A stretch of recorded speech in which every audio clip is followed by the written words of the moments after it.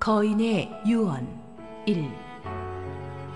여호수아 23장 1절에서 16절 말씀입니다.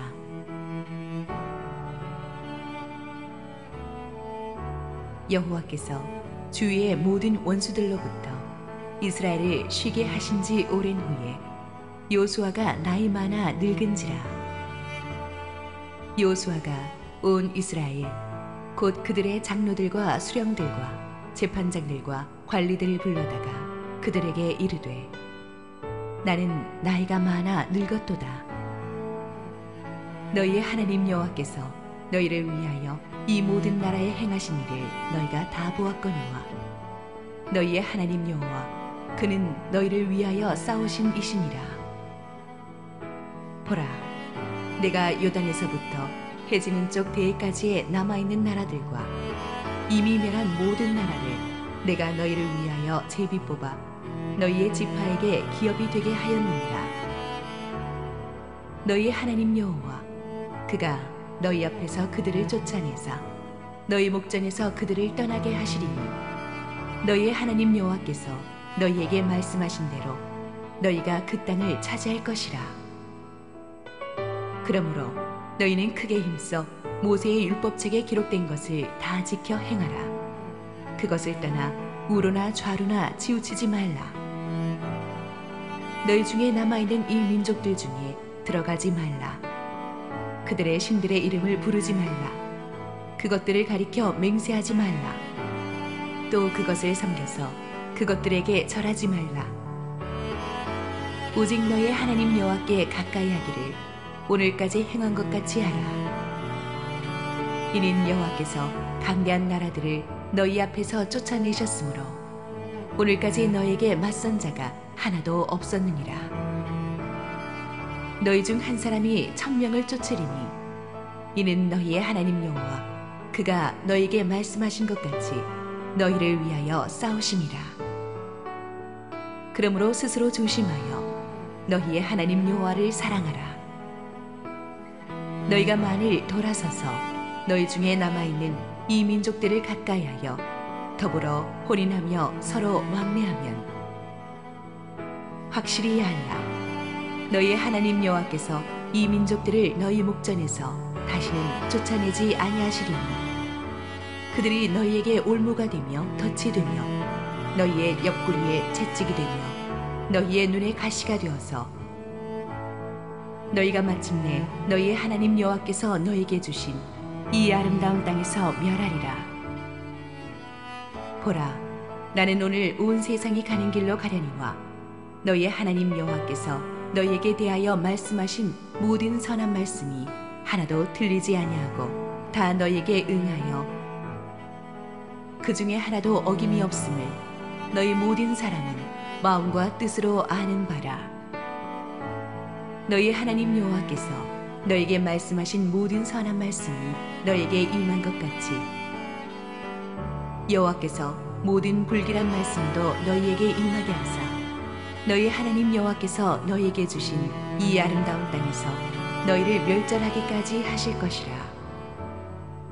만일 너희가 너희 하나님 여호와께서 너희에게 명령하신 언약을 범하고 가서 다른 신들을 섬겨 그들에게 절하면 여호와의 진노가 너희에게 미치리니 너희에게 주신 아름다운 땅에서 너희가 속히 멸망하리라 하니라. 할렐루야. 우리 하나님께 감사와 영광의 박수 올려드리겠습니다. 우리 함께 기도하시고 말씀 보겠습니다. 사랑의 아버지, 은혜 감사합니다. 오늘도 부족하기 짝이 없는 죄인이 주의 말씀을 받들어 나왔습니다. 저는 감추시고 오직 하나님만 큰 영광 받으시옵소서. 예수님 이름으로 기도했습니다. 아멘. 약속의 땅 정복 전쟁이 끝나고 나서 세월이 20년 가까이 흘렀습니다. 정복 전쟁을 승리로 이끌었던 거인 여호수아도 이제 나이가 110세에 가까워서 죽음을 눈앞에 두게 되었습니다. 여호수아는 아마도 이 기업 분배를 마친 뒤에 이스라엘 행정 전반을 각 대표자들에게 위임하고 자신은 자신의 성읍인 딥나세라에서 여생의 마지막을 보낸 듯합니다. 그러다가 죽음이 가까운 것을 알고는 백성들에게 마지막 유언을 하기로 결심합니다. 여호수아가 두 번 유언을 하죠. 처음 한 번은 오늘의 본문 23장에서 지도자들만 모아놓고 먼저 하고, 두 번째는 24장에서 전 이스라엘 백성들을 또 한자리에 모아놓고 두 번째 유언을 합니다. 오늘 본문에서는 그 첫 번째 유언을 다룰 텐데, 여기서 여호수아는 이스라엘 전역의 장로들과 수령들과 재판장들과 관리들을 다 소집했습니다. 오랜 세월 이들은 나이와 지혜, 경륜으로 권위를 인정받은 12지파의 실제적인 대표자들이었습니다. 여호수아의 부름을 받고 모여든 이들은 모두 이것이 여호수아의 마지막 유언이 될 것을 실감하고 있었습니다. 그래서 긴장하면서 여호수아의 입술을 지켜보았습니다. 다들 쟁쟁한 지도자들이었지만 모두 여호수아의 권위만큼은 인정했죠. 하나님의 영광이 함께하는 사람이었기 때문입니다. 여호수아는 이제 자기가 죽고 나면 이 머리 큰 사람들에게 누가 바른 말을 해주겠나 싶어서 이제 남은 마지막 힘을 끌어모아서 유언을 던집니다. 이 유언 속에는 여호수아의 인생이 담겨 있었고 앞으로 이스라엘이 어떻게 살아야 되는지에 대한 핵심 지침이 담겨 있었습니다. 3절, 4절 읽겠습니다. 너희의 하나님 여호와께서 너희를 위하여 이 모든 나라에 행하신 일을 너희가 다 보았거니와 너희의 하나님 여호와 그는 너희를 위하여 싸우신 이시니라. 보라, 내가 요단에서부터 해지는 쪽 대해까지의 남아있는 나라들과 이미 멸한 모든 나라를 내가 너희를 위하여 제비 뽑아 너희의 지파에게 기업이 되게 하였느니라. 여호수아는 여기서 가나안 정복 전쟁 전체를 아주 짧게 리뷰해주고 있죠. 그러면서 하나님이 어떤 은혜를 주셨는가를 상기시켜 줍니다. 7년간의 정복 전쟁은 하나님이 싸워주신 전쟁이었다. 덕분에 가나안 전역에 있는 강대한 적들을 물리칠 수 있었고 또 그 땅을 분배하는 문제도 예민해질 수 있는 이슈였는데 하나님의 지혜로 잘 골고루 각 지파의 특성에 맞게 땅이 분배가 되어서 너희들이 잘 정착할 수 있었다. 앞으로 이 땅에서 정착하고 살아가는 일도 하나님이 도와주실 것이다. 한마디로 여호수아는 너희들의 과거와 현재와 미래는 다 하나님 손에 있음을 기억하라고 말합니다. 왜 이 사실을 지금 새삼스럽게 이스라엘 지도자들에게 다시 인지시켜야 됩니까? 교만하지 말라는 뜻이죠. 겸손하라는 뜻입니다. 지도자들이 가장 쉽게 빠질 수 있는 함정이 교만입니다. 지도자가 스트레스도 많고 일도 많지만 또 스포트라이트를 항상 받고 있기 때문에 자칫 잘못하면 교만해지기 쉬워요. 사실은 자기 혼자 한 게 아니고 수많은 부하들이 같이 도왔고 하나님의 역사가 뒤에서 뒷받침했기 때문에 된 것인데 자기가 했다고 착각하기 쉽거든요. 교만이란 하나님이 나를 통해서 하신 것을 나 혼자 했다고 착각하는 것입니다. 그러므로 지도자는 항상 겸손해야 합니다. 자신은 하나님 없이는 아무것도 아닌 존재임을 인정하고 살아야만 합니다. 이스라엘이 그랬습니다. 이스라엘이 가나안을 정복할 수 있었던 것은 전투력이 더 뛰어나서도 아니고 무기가 더 좋아서도 아니었습니다. 오직 여호와께서 강대한 나라들을 다 쫓아내 주셨기 때문이라고 여호수아는 강조합니다. 하나님이 함께 하셨을 때는 무적의 여리고 성도 무너뜨렸지만 하나님의 임재가 떠나니까 작은 아이 성도 점령하지 못했습니다. 하나님이 우리와 함께 하실 때는 큰 적도 넉넉히 이길 것입니다. 그러나 하나님이 우리와 함께 하지 않으면 작은 적 앞에서도 우리는 허무하게 무너질 것입니다. 그것이 영적 전쟁의 법칙입니다. 하나님은 승률 100%의 전사이십니다. 그러므로 승리를 원한다면 하나님이 우리를 통해서 싸우시도록 하는 법을 배워야 할 것이고 하나님께 항상 철저히 의지하는 법을 배워야 할 것입니다. 전쟁은 하나님께 속한 것입니다. 전쟁과 같은 우리의 삶도 모두 하나님의 손에 달렸습니다. 그러므로 우리는 항상 하나님 앞에 엎드려서 나의 무기력함을 인정하고 겸손히 하나님을 의지해야만 합니다. 그렇게만 한다면 하나님은 지금까지처럼 앞으로도 이스라엘에게 백전백승의 승리를 주실 것입니다. 저도 항상 하나님 앞에서 매일 개인 기도 드릴 때마다 이렇게 기도를 합니다. 주님, 아무것도 아닌 한홍이를 도와주시옵소서. 제가 이 큰 교회를, 이 많은 성도들을 무슨 능력으로 목회하겠습니까? 오직 주의 은혜로 여기까지 왔고 앞으로도 주의 은혜로만 갈 것입니다. 제게 힘을 주십시오. 여러분도 두렵고 떨릴 때마다 하나님 앞에 엎드려서 그렇게 겸손히 기도하시기를 바랍니다. 하나님은 겸손히 하나님과 동행하는 자에게 승리를 주실 것입니다. 이 여호수아의 유언에는 하나님의 중요한 명령 몇 가지가 나옵니다. 첫째는 말씀을 순종하는 것이었습니다. 6절, 그러므로 너희는 굳게 힘써 모세의 율법책에 기록된 것을 다 지켜 행하라. 그것을 떠나 우로나 좌로나 치우치지 말라. 여기서 하나님께서 말씀에 순종하는데 크게 힘쓰라는 말을 강조하십니다. 크게 힘쓰라는 말은 단단히 결심하고 하라는 거예요. 우리 충청도 사투리에 단디하라는 말이 있는데 그런 거예요.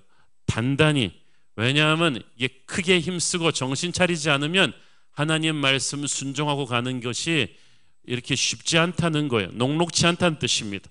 강한 의지를 가지고 긴장을 놓치지 말고 최선을 다해야 말씀을 순종하며 살 수 있습니다. 여호수아가 지도자들에게 이 말을 하는 이유가 있어요. 지도자는 사람들에게 많은 영향을 주지만 동시에 또 사람들에게 많은 영향을 받는 존재이기도 합니다. 지도자가 조금만 방심하고 있으면 자꾸 사람들을 이끄는 게 아니라 사람들에게 휘둘리게 돼요. 사람들의 인기를 구가하는 리더십을 발휘하려고 합니다. 수많은 사람들이 리더를 나무 위에 흔들어 놓고 흔들대고 있어. 전문가들은 자신의 전문 지식으로, 또 정치적인 사람들은 지도자를 이용하기 위해서 갖가지 가문이설로, 또 적들은 지도자를 무너뜨리기 위해서 온갖 가십과 비방을 가지고 지도자를 흔들어 놓습니다. 그래서 여호수아는 이스라엘의 지도자들로 하여금 정신 차리고 하나님의 말씀만을 순종하라고 하는 것입니다. 사람들의 의견을 듣지 말라는 것이 아니라 마지막 결정은 말씀 위에 굳게 서서 하라는 뜻입니다. 여러분도 그렇게 하기를 바랍니다. 하나님께 확실하게 순종하지 않으면 사람이 흔들리게 돼요. 그러면은 세상의 유혹에 흔들려서 어정쩡한 순종을 합니다. 마귀는 항상 믿음의 사람들의 믿음을 흔들어대고 있습니다. 상황에 따라서 우리가 좌로나 우로나 치우치도록 우리를 흔들어대고 있는데 그럴수록 우리는 정신을 차리고 하나님의 말씀 위에 굳게 서서 균형을 잡아야 할 줄로 믿습니다. 말씀을 붙잡고 그것을 떠나 좌로나 우로나 치우치지 말라는 이 말씀은 여호수아 1장에 나오는 말씀이죠. 모세의 뒤를 이어서 처음으로 후계자가 되었을 때 하나님이 여호수아에게 주셨던 말씀이에요. 그 말씀을 여호수아는 가슴에 새기고 평생 그렇게 살았어요. 그렇게 살았더니 여호수아는 백전백승한 거예요. 자기 어떻게 보면 승리하는 인생의 필살기와도 같은 비결을 이제 죽기 전에 다음 세대 지도자들에게 전수하는 것입니다. 사랑하는 여러분, 지도자라면 사람들을 사랑해야 합니다. 그러나 사람들을 기쁘게 해주기 위해서 이 말 저 말에 흔들리지 마십시오. 오직 하나님의 말씀에 굳게 서서 사람들을 이끌고 가는 그런 지도자가 되기를 바랍니다. 두 번째로 여호수아는 하나님을 가까이 하라고 명령합니다. 8절 9절 읽습니다. 오직 너희의 하나님 여호와께 가까이 하기를 오늘까지 행한 것 같이 하라. 이는 여호와께서 강대한 나라들을 너희 앞에서 쫓아내셨으므로 오늘까지 너희에게 맞선 자가 하나도 없었느니라. 여기서 하나님께 가까이 하라는 말이 다바크라는 말이에요. 하나님께 딱 붙어 있으라는 뜻이에요. 처음 결혼한 신혼부부가 딱 붙어서 떨어지지 않듯이 그렇게 딱 붙어 있으라는 뜻입니다. 모든 마귀의 공격은 하나님과 여러분의 거리가 조금이라도 벌어지면 그때 들어오는 거예요. 하나님에게 딱 붙어 있는 사람은 마귀가 공격하기가 참으로 어렵습니다. 영적 전쟁에서 성도가 승리하는 비결은 그러므로 스스로 애쓰는 데 있지 않습니다. 십자가를 굳게 붙잡고 주님에게서 거리를 두지 않고 떨어지지 않는 것, 그것이 승리의 비결입니다. 이 종이를 그냥 칼로 쫙 베면은 베어지겠지만 아무리 검술의 명인이라도 이 종이가 딱 벽에 붙어 있으면 칼로 치면 칼이 부러질 거예요. 우리는 약하지만 주 예수는 강하십니다. 주님에게 딱 붙어 계십시오. 어떤 적도 여러분을 무너뜨리지 못할 것입니다. 하나님을 가까이 하라는 말은 하나님께 연결되어 있으라는 뜻이기도 합니다. 나는 포도나무여 너희는 가지니 나를 떠나서는 너희가 아무것도 할 수 없다. 가지는 포도나무에 붙어 있을 때만 생존에 필요한 모든 영양분과 수분을 공급받을 수 있습니다. 나무로부터 떨어지는 순간 가지는 죽어가기 시작합니다. 우리의 영혼도 마찬가지죠. 하나님께 연결되어 있을 때 우리는 하늘의 능력을 다운로드할 것입니다. 하나님으로부터 멀어지는 순간 능력은 고갈되기 시작할 것이고 우리의 영은 말할 수 없이 나약해질 것입니다. 항상 하나님께 거리를 두지 말고 가까이 붙어 있는 저와 여러분 되기를 축원합니다. 세 번째로 하나님을 사랑해야 합니다. 11절 읽습니다. 그러므로 스스로 조심하여 너희의 하나님 여호와를 사랑하라. 근데 표현이 재밌죠? 스스로 조심하여. 영어 성경에 보니까 be very careful to love your God. 하나님을 사랑하는데 왜 조심해야 될까요? 왜냐하면 하나님 말고 다른 것을 매력적으로 보이게 하는 세상의 우상들이 숱해 우리 근처에 널려 있기 때문입니다. 마귀는 항상 매력적으로 접근합니다. 음란과 폭력과 황금 만능주의로 가득한 세상 사람들 속에서 살면서 하나님만을 사랑하는 것이 결코 쉽지가 않아요. 스스로 조심하라는 말은 정신을 차려서 너의 영혼을 돌보라는 뜻이에요.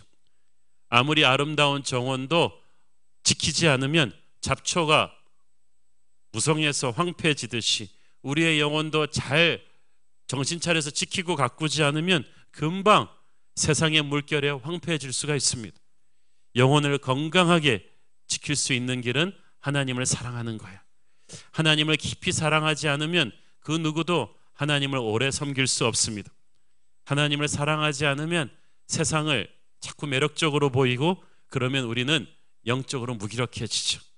그렇게 되면 하나님을 어정쩡하게 사랑하면서 세상도 어정쩡하게 사랑하면서 가면 조금만 사역해도 이유를 모르게 탈진됩니다. 기도가 흐트러져 버려요. 예배에 집중이 안 되고 이유를 모를 공허함과 불평과 분노가 계속 터져 나오고 형제들 간의 작은 문제로 자꾸 반목하게 되죠. 그래서 그 무엇보다도 하나님을 사랑하는 데 올인해야 됩니다. 여러분은 조심하십시오. 자기의 영혼에 하나님을 사랑하는, 하나님이 기뻐하지 않는 다른 불순물들이 들어오지 않도록 조심해서 여러분의 내면 세계를 지키기를 바랍니다. 오직 하나님의 사랑으로 여러분의 영혼을 가득 채우십시오. 그것이 모든 죄로부터 여러분을 지키는 예방주사가 될 것입니다. 네 번째로 우상 숭배하지 마십시오. 7절 읽습니다. 너희 중에 남아있는 이 민족들 중에 들어가지 말라. 그들의 신들의 이름을 부르지 말라. 그것들을 가리켜 맹세하지 말라. 또 그것을 섬겨서 그것들에게 절하지 말라. 자, 우상 숭배는 한마디로 영적인 불륜이죠. 그런데 이 영적인 불륜인 우상 숭배에 대해서 여호수아는 몇 가지로 자세하게 분류를 해줍니다. 첫째는 남아있는 이 민족들 중에 들어가지 말라. 이 말은 가나안 백성들과 오고 가는 교제하지 말라는 뜻이에요. 특별히 혼인하지 말라. 이들과 교제하고 혼인하게 되면 이를 통해서 가나안의 우상 숭배가 금방 이스라엘 속으로 전염될 것이기 때문입니다. 여러분, 영적인 타락은요 항상 잘못된 관계를 통해서 이루어져요. 여러분이 영적으로 자꾸 병들어 있잖아요. 부흥회가 끝나고 은혜 충만했는데도 얼마 못 가서 자꾸 영적으로 병들잖아요. 분명히 여러분과 자주 접촉하는 사람 중에 영적으로 깨끗하지 못한 사람들이 섞여 있는 거예요. 여러분이 자주 교제하는 사람들, 자주 대화하는 사람들 한번 리스트를 쫙 적어놓고 한번 보십시오. 아마 영적으로 깨끗하지 못한 사람들이 섞여 있을 거예요. 그러므로 기도하고 여러분의 인간관계를 정결하게 정리하십시오. 오랜 친구고 정이 들어서 익숙한 사람을 정리해야 될지도 모르겠습니다. 그러나 그 사람을 전도하겠다는 확고한 결심과 기도가 없다면 아무 생각 없이 가나안 사람들과 친구하고 연인되지 마세요. 하나님을 온전히 사랑하기 위해서, 여러분의 영혼을 건강하게 지키기 위해서 인간적으로 좀 외로워질 각오를 하십시오. 우상 숭배는 둘째로 그들의 신들의 이름을 부르지 않는 것입니다. 히브리어로 부른다는 것은 자꾸 기억해서 입에 올리는 것을 가리킵니다. 여러분, 성경에서는 얼마나 언어의 중요성을 강조합니까? 하나님께서 말씀으로 세상을 창조하셨는데 마귀는 말로 사람들을 시험시키고 유혹에 빠뜨리게 해요. 하나님의 말씀은 우리를 살리는데 마귀의 말은 우리를 속이고 우리를 죽여요. 그런데 하나님의 백성들이 가나안 신들의 이름을 부르지 말라는 거예요. 왜 중요합니까? 사랑에 빠지면 자꾸 관심이 있는 그 사람을 말하게 되고 생각하게 돼요. 그런데 이것은 하나님이 이스라엘에게 원하셨던 거예요. 하나님은 이스라엘을 사랑해서 이스라엘에게 모든 것을 주셨죠. 그리고 이스라엘도 하나님을 그렇게 사랑하기를 원하셨어요. 항상 이스라엘이 하나님을 사랑하고 하나님을 자꾸 입에 올리기를 원하셨는데 이스라엘이 그 자리에 하나님을 치워버리고 자꾸 가나안 신들의 이름을 자꾸 말하는 거예요. 하나님 얘기를 한두 번 한다면 가나안 신들의 이야기는 수십 번을 하고 있는 거예요. 입에 올렸다는 것은 이미 마음이 거기에 갔다는 거죠. 여러분, 우리가 어떻습니까? 우리도 세상을 비판하는 척하면서 은근히 세상 이야기 너무 많이 하지 않아요? 여러분, 한번 하루에 여러분이 하는 말들을 누가 한번 다 받아 적었다고 생각해 보십시오. 다 속기해서 딱 적어놓고 분류해 보세요. 여러분이 세상에 대해서 말하는 프로티지하고 하나님에 대해서, 하나님의 관심 있는 것에 대해서 말하는 프로티지랑 어느 정도 될 것 같습니까? 제가 여러분이 5대5라도 나오면 존경할 것입니다. 그런데 대부분 한 8대2, 9대1 정도? 11조의 언어도 하나님에게 안 드리는 사람들이 참 많아요. 우리가 얼마나 세상을 미워한다고 하면서도 세상 얘기를 많이 합니까? 세상의 드라마와 뉴스와 주변 돌아가는 트렌드 이야기와 차 얘기, 집 얘기, 정치 얘기, 이런 얘기 굉장히 많이 해요. 이 모든 것들을 말하고 있다는 것은 우리가 거기에 관심 있다는 거죠. 우리의 언어 생활이 우상 숭배를 얼마나 하느냐의 척도입니다. 세상 신들에 대해서 관심을 갖지 말라고 하세요. 그러기 위해서 너의 언어와 생각에서 그것들을 삭제해버리라고 하십니다. 신약 성경에 보면은 너희의 모든 생각을 사로잡아 그리스도 예수께 복종시키라고 했어요. 평범한 목사 이사야를 하나님이 성령 체험하게 하실 때 먼저 제단의 숯불로 이사야의 입술부터 찢었어요. 우리의 입술에서 우상숭배가 사라져야 돼요. 지도자의 언어가 깨끗해져야 그 리더십이 깨끗해져요. 그래야 그의 영향권 안에 있는 사람들도 깨끗해져요. 부모의 언어와 생각이 깨끗해져야 자녀들의 언어와 생각이 깨끗해지는 거예요. 교회 목회자와 장로님들, 순장님들의 언어 생활과 생각이 깨끗해져야 교회가 깨끗해지는 줄로 믿습니다. 여러분의 입술을 정결하게 하십시오. 여러분의 언어 생활이 여러분이 우상 숭배의 척도를 보여줘요. 세 번째로 그것들을 가리켜 맹세하지 말고 섬겨서 절하지 말라 그랬어요. 이 말은 종이 주인에게 충성 맹세하는 거예요. 이것이 우상 숭배의 극치입니다. 사실 처음에 나온 것들, 가나안 백성들과 교류하고 그 다음에 그것들을 입에다 올리고, 그것은 마지막 2단계를 위한 전초전이었어요. 마지막 2단계는 가나안 신들에게 충성을 맹세했어요. 충성을 맹세했다는 것은 내 시간 주고 돈 주고 마음 주고 바친 거예요. 자, 왜 그럴까요? 세상의 신들에게 충성을 맹세하면 세상의 신들이 그 보상으로 주는, 자기 종들에게 주는 상이 있기 때문이에요. 돈도 벌게 해주고 권력도 잡게 해주고 인기도 따게 해줍니다. 세상의 신들이 주는 상을 우리는 출세라고 하고 성공이라고 합니다. 그런데 하나님의 백성들이 그 세상의 신들이 주는 출세와 성공의 떡고물이 좋아가지고 거기 가서 절을 한다는 거예요. 하나님을 예배하고 나서 그렇게 한다는 것입니다. 이것이 영적인 불륜이고 우상 숭배입니다. 사랑하는 여러분, 하나님의 백성들이 세상 속에 있으면서 그 성공을 위해서 하나님을 이용해 먹어서는 안 돼요. 세상 속에 살지만 우리는 하나님께 대한 정절을 지켜야만 합니다. 세상의 신들에게 충성을 바치지 마십시오. 그들이 충성의 대가로 제공하는 성공의 떡고물은 반드시 언젠가는 여러분의 영혼과 인생을 올무로 올가놓을 것입니다. 정절을 지키십시오. 그것이 하나님의 명령입니다. 그렇게 하나님의 명령을 지키면 하나님이 주시는 축복의 약속이 있어요. 첫째, 하나님께서 너희를 위해서 적들을 물리쳐 주실 것이라고 하십니다. 5절을 보니까 하나님 여호와 그가 너희 앞에서 그들을 쫓아내사 너희 목전에서 그들을 떠나게 하실 것이라고 했어. 적이 나와 칼과 부딪혀 보기도 전에 없어지는 거예요. 도망가는 거예요. 손자병법에 보면 싸우지 않고 이기는 것이 병법의 최고라고 했는데 바로 그걸 하나님이 주시겠다는 거예요. 10절에서는 너희 중에 한 사람이 1000명을 쫓을 것이라고 하십니다. 우리는 일당 100의 용사가 대단하다고 생각하는데 일당 100이 아니라 일당 1000의 승리를 너에게 주실 것이다. 가나안 땅은 기름진 땅이에요. 그래서 가나안 땅을 차지한 족속들은 약한 족속들이 아니라 강한 적들이에요. 다 객관적인 전력은 이스라엘과 강하지만 이 전쟁을 너희가 싸운 것이 아니고 하나님이 싸울 것이기 때문에 이런 불가능한 승리를 너희들이 일궈낼 것이다. 이런 기적 같은 승리는 너희들이 하나님을 사랑하기만 한다면, 말씀대로 순종하며 주와 동행하기만 한다면 계속될 것이다. 무적의 용사는 하나님과 늘 동행하는 자입니다. 그러므로 여러분, 하나님께 순종하는 삶은 속박의 삶이 아닙니다. 새로운 기적과 승리를 기대하는 삶이에요. 하나님과 여러분이 순종하며 가면은요, 어디를 가서 무엇을 하든 상관이 없어요. 하나님이 여러분과 함께 하시기 때문에 그날은 승리의 날이 될 것이고 기적의 날이 될 것입니다. 하나님과 동행하는 사람은 그렇기 때문에 미래를 두려움이 아닌 흥분과 기대로 맞이하게 될 것입니다. 왜 우리가 우상을 버리고 하나님만 사랑하는 것이 중요합니까? 모든 능력과 승리와 기적이 거기 달렸기 때문이에요. 여러분, 가전제품이 아무리 좋아도요, 전원에서 플러그 뽑혀 있으면 아무것도 아니에요.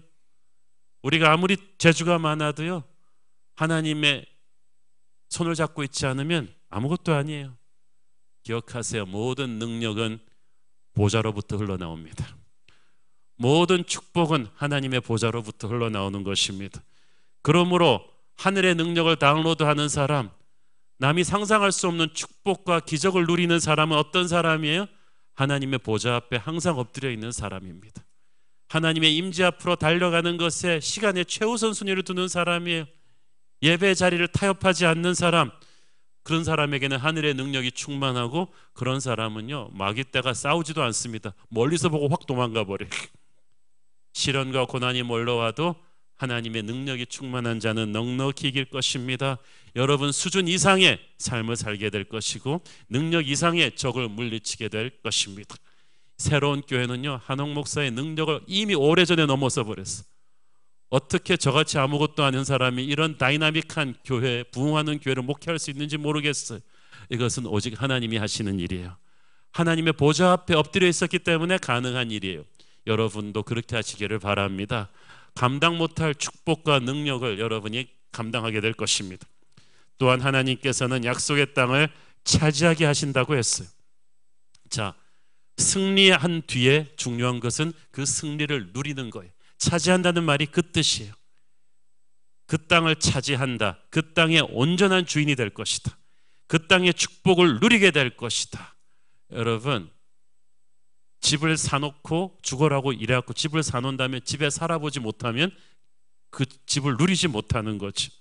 7년의 정복전쟁이 끝난 뒤에 하나님께서 지파별로 최적의 땅을 다 분배해 주셨는데, 안타깝게도 그 좋은 땅을, 그 좋은 집을 누리지도 못하는 지파들이 많았어요. 그 땅에 남은 가나안 족속들의 저항을 견디지 못하고 그냥 어정쩡하게 승리를 끝내버렸어요. 그러니까 어떻게 됐어요? 적의 저항도 물론 있었지만 이쪽의 의지가 약했어요. 왜 이쪽의 의지가 약했어요? 그들은 우상 숭배했기 때문이에요. 가나안 백성들과 같아졌기 때문이고, 하나님을 철저하게 순종하지 않으니까 능력이 100% 임하지 않은 거예요. 그래서 하나님께서 약속해 주신 땅을 100% 누리지 못했어요. 아주 불완전한 승리에서 멈추고 나니까 그 후손들이 갈수록 고생하게 되었죠. 여러분, 하나님을 사랑하고 온전히 하나님을 순종하는 자는 승리할 뿐 아니라 승리 이후에 주어진 땅을 온전히 누리게 될 것입니다. 약속의 땅의 완전한 주인이 될 것입니다. 완전한 승리를 누리는 사람은 성공 뒤에 불안하지 않아요. 시험 들지 않아요. 승리한 뒤에 완전한 안식과 기쁨을 누리게 될 것입니다. 하나님께서 여호수아의 유언의 마지막 부분에서 아주 또 준엄한 경고를 하십니다.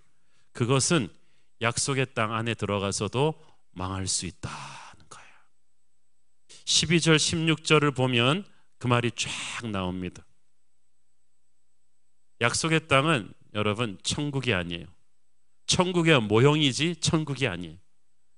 천국 백성들이 천국의 능력으로 살 때 이 땅에서 어떻게 승리할 수 있는지를 보여주신 천국의 모형이지 천국이 아니에요. 그것은 약속의 땅에서도 망할 수 있다는 사실이 우리에게 보여주죠.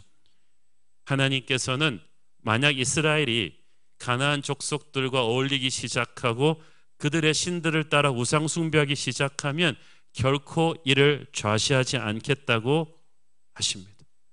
여러분, 하나님께서는 결코 하나님의 자녀들이 성공적으로 죄 짓는 것을 그냥 방관하지 않으실 것입니다.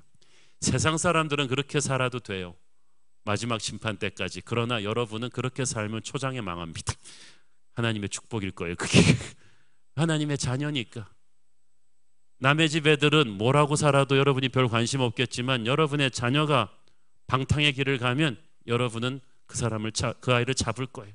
초장에 잡을 거예요. 그것이 사랑이니까. 첫째, 하나님께서 더 이상 너희들을 위해서 싸워주지 않겠다고 하셨어. 하나님이 함께 싸워주지 않는 전쟁은 나가나마나 백전백패. 둘째로, 그러면서 말씀하셨어요. 이 가나안 백성들이 너희 옆으로 올무가 될 것이고 덫이 될 것이고 채찍이 될 것이고 가시가 될 것이다. 올무와 덫과 채찍과 가시는 무엇을 말하는 거냐 하면 너희들이 패배할 것이고 괴롭힘 당할 것이고 수치당할 것이고 노예가 될 것이고 무너질 것이다, 이 뜻이에요. 불순종은 반드시 이런 비참한 패배를 가져옵니다. 오래 걸리지도 않았어요. 이 예언은 실제로 100년도 안 돼서 사사시대의 현실로 이루어지게 되죠. 여호수아가 가나안 땅을 설명하면서 이 짧은 본문에서 가나안 땅을 3번이나 아름다운 땅이라고 말합니다. 영어 성경에는 good land, 좋은 땅이라는 거예요. 하나님이 좋은 땅이라고 하면 진짜 좋은 땅이에요. 내가 조금만 열심히 살면 100배, 30배, 60배 열매를 결실할 수 있는 좋은 땅인데 문제는 이 좋은 땅에 들어가서도 망할 수 있다는 사실이에요. 누가 망하게 합니까? 우리의 불순종으로 인해서 하나님이 망하게 하세요. 우상 숭배와 말씀 불순종은 하나님을 모욕하는 행위고 우리 하나님은 결코 모욕을 받지 않으시는 분이십니다. 약속의 땅에 하나님의 은혜로 들어간 하나님의 자녀가 하나님에게 등을 돌리면 어떻게 되겠어요? 대가를 치를 것입니다. 오래전에 제가 교포교회에서 교육자 생활할 때 본 안타까운 가정의 케이스가 생각이 납니다. 그 가정은 정말 빈털터리로 이민 왔습니다. 그렇지만 믿음이 있었어요. 5 식구가 아주 작은 아파트에서 살면서 털털거리는 중고차 탈면서도 그래서 5 식구가 다 육체 노동을 해서 힘들게 살아갔지만 교회 생활 너무 열심히 했어요. 새벽기도 나오고 성가대하고 모든 교인들이 칭찬하는 믿음의 가정이었어요. 그래서 다들 저 집은 돈만 있으면 되는데 하나님께서 축복을 주시기를 많이 다들 기도해 주었어요. 그리고 열심히 살았고 하나님이 축복해 주었습니다. 그래서 빠른 시일 안에 경제적으로 안정을 찾았어요. 큰 집도 사서 이사 가게 되었고 그로서리 가게도 몇 개를 소유하게 되었고 고급차도 샀고 아이들한테도 좋은 차들을 사줄 수 있게 그렇게 하나님이 복을 주셨어요. 근데 그때부터 이 가족이 점점 교회로부터 멀어졌어요. 남편이 이 골프와 도박에 빠지기 시작하더니 점점 더 증상이 심화되어 가더니 도박의 판돈이 커졌어요. 10만 불, 20만 불이 올라가더니 나중에는 그로서리 가게를 하나씩 다 판돈으로 걸기 시작했어요. 근데 전부꾼들한테 걸려놓으니까 이게 다 넘어갔어요. 집까지 다 넘어가게 되었어요. 근데 그 사이에 아내가 얼마나 또 화려한 고가품 쇼핑에 열을 올렸는지 이미 그 소비 수준은 이렇게 돼 있었어요. 자녀들은 스포츠카를 몰고 다니면서 주말마다 친구들과 함께 파티를 하고 있었는데 마침내 남편이 도박으로 집까지 다 날려버린 그 즈음에 아들이 LA 그 405 프리웨이에서 그 대학가 근처에서 주말에 술을 먹고 아주 고속 스포츠카를 타고 음주운전으로 질주하다가 차가 전복돼서 직사했어요. 그 일이 동시에 일어난 거예요. 집과 가게는 다 이제 도박으로 넘어가고 망했는데 아들이 가장 사랑하던 이 아들이 파티하고 음주운전하다가 이렇게 즉사한 거예요. 너무나 비참해진 모습으로 교회에 다시 나온 이들을 보면서 모든 교인들은 정말 어떻게 위로해야 될지를 몰랐습니다. 이 가족은 하나님의 축복으로 광야를 거쳐서 경제적인 축복이라는 약속의 땅, 그 아름다운 땅에 들어가 놓고 나서 거기서 하나님을 모욕했어요. 그리고 멸망한 거예요. 여러분, 약속의 땅은 여러분의 기도응답이에요. 거기만 들어가면 이 광야 시절의 서러움을 끝낼 수 있겠다고 생각하는 이 기도응답, 거기만 들어가면 고생 끝 행복 시작이라고 믿었던 그 약속의 땅에 들어간 뒤에도 문제는 타락할 수 있고 망할 수 있다. 약속의 땅에서 우리를 공격하는 마귀는 다른 이름의 마귀입니다. 고단수의 마귀, 성공의 교만 뒤에 들어오는 마귀가 들어와요. 그토록 원하던 학교에 아이가 들어가 놓고 나서, 그토록 원하던 결혼하고 나서, 그토록 원하던 재정적인 축복을 받고 나서 광야 생활 끝나고 고생 끝에 들어간 약속의 땅에서 영적으로 타락해서 어이없이 무너져 내린 사람들이 얼마나 많은지 몰라요. 여호수아는 지금 그것을 경고하고 있는 것입니다. 지금까지 하나님이 주신 모든 선한 말씀이 하나도 틀리지 않고 이루어졌음을 상기시켜 주었습니다. 기적 같은 가나안 전쟁의 승리와 12지파의 땅 분배 과정은 하나님이 약속하신 축복의 선한 말씀이 다 이루어진 것이다. 그러나 그게 끝이 아니다. 축복의 말씀이 신실하게 이루어졌듯이 불길한 말씀, 즉 너희들이 불순종하면 심판받을 것이라는 그 말씀 또한 정확하게 이루어질 것이다. 그거예요. 여러분, 하나님의 말씀은 좌우의 날선 검과도 같다고 했죠. 진짜 그래요. 양날의 검이에요. 우리가 그 말씀이 어떻게 반응하는가에 따라서 그 말씀은 축복이 될 수도 있고 저주가 될 수도 있어요.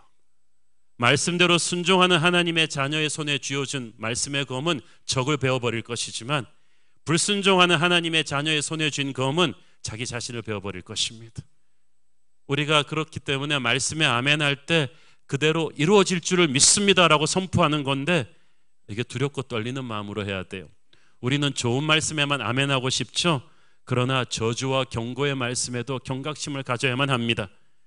왜냐하면 하나님은 사랑이시지만 또 거룩이시거든요. 하나님의 사랑은 거룩한 사랑이거든요. 둘 다 뗄래야 뗄 수 없는 하나님의 성품이에요. 그러므로 모든 하나님의 말씀에는 하나님의 거룩과 사랑이 동시에 양날의 검으로 숨겨져 있어요. 하나님의 축복과 불순종에 대한 저주가 동시에 담겨져 있는 게 하나님의 말씀이에요. 그러므로 여러분, 말씀을 존중하십시오. 말씀을 사랑하십시오.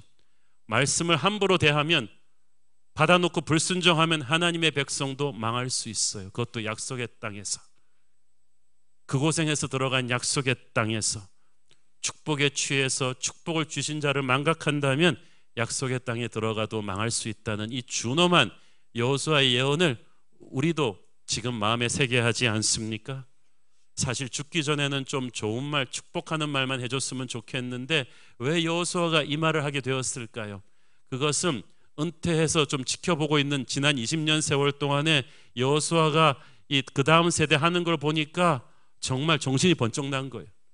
90세의 여호수아가 정복전쟁 다 끝내고 땅 분배해주고 은퇴해서 110세에 죽었는데 그 20년 동안에 전쟁을 알지 못하는 새로운 세대가 태어나서 자랐죠.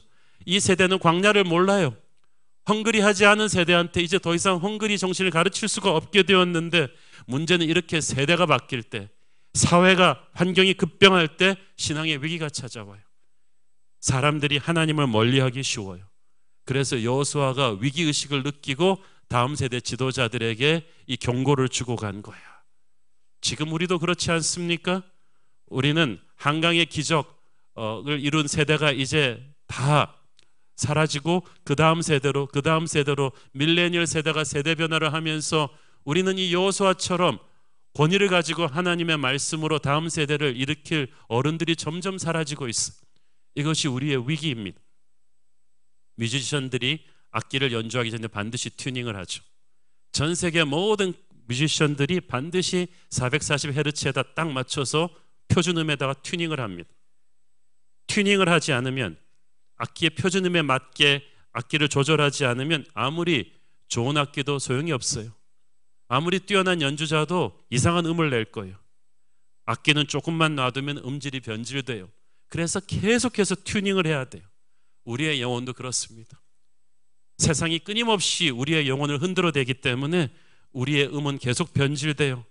뉴스를 보면서 흔들리고, 직장 가서 흔들리고, 주변 사람들 말 들으면서 흔들리는데, 그렇게 흔들리다 보면 우리의 영혼의 악기는 하나님이 처음 세팅해 놓은 것과는 전혀 다른 이상한 소리를 내기 시작하는 거예요.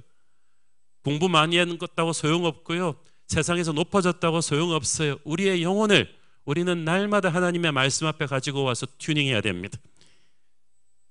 아침에 일어나서 하루를 시작하기 전에 여러분의 영혼을 말씀 앞에서 튜닝하십시오. 중요한 결정하기 전에 말씀을 펼쳐놓고 기도하면서 마지막 결정을 하세요.